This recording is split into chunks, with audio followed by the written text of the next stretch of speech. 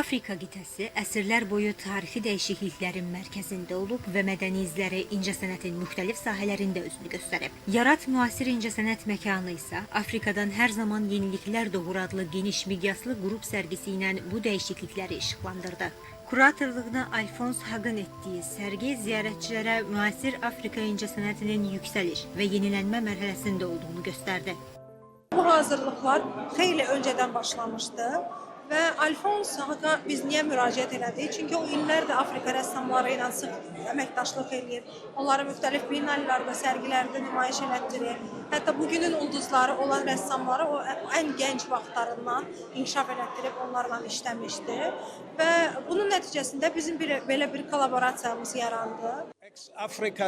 Bu layihəyə 12 Afrikalı sənətkarı cəlb etdi. Onlardan 4'ü Bakıya gəldi. Sənətkarlar arasında fotoqraflar, heykəltaraşlar və rəssamlar var. Məncə belə bir sərginin keçirilməsi bu ölkə üçün tamamilə yeni və vacib bir addımdır. Çünki son 10-20 ildə Afrika incəsənəti keyfiyyət baxımından böyük inkişaf dövrü keçib və beynəlxalq arenaya çıxmağa çox ehtiyacı var.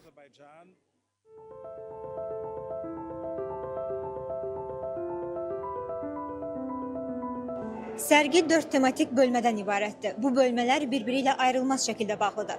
Şəhər dramı bölməsində bərabərsizlik, miqrasiya və şəhər transformasiyası əks etdirilir. Burada 7 instalyasiya və 15 foto nümayiş olunur.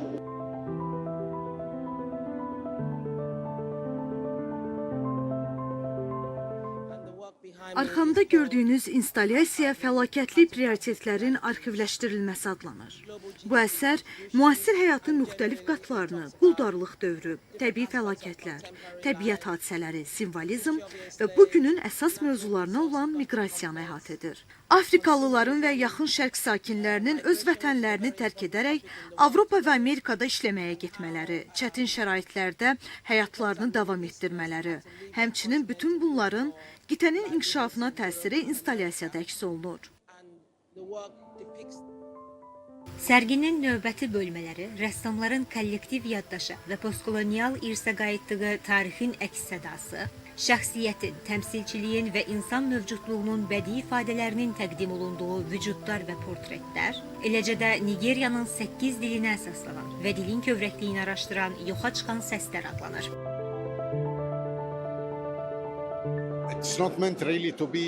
Əsərimin adı labirintdir. Burada insan fiziki olaraq yolunu itirmir. Amma içəri daxil olanda ətrafındakı dağıntı və viranəliyi hiss edir. Əsər müharibələr, zorakılıq və dağıntıların yaratdığı dünyanın vəziyyətini əks etdirir. Burada insan məhv edilən bir dünyanın içində olduğunu xatırlayır.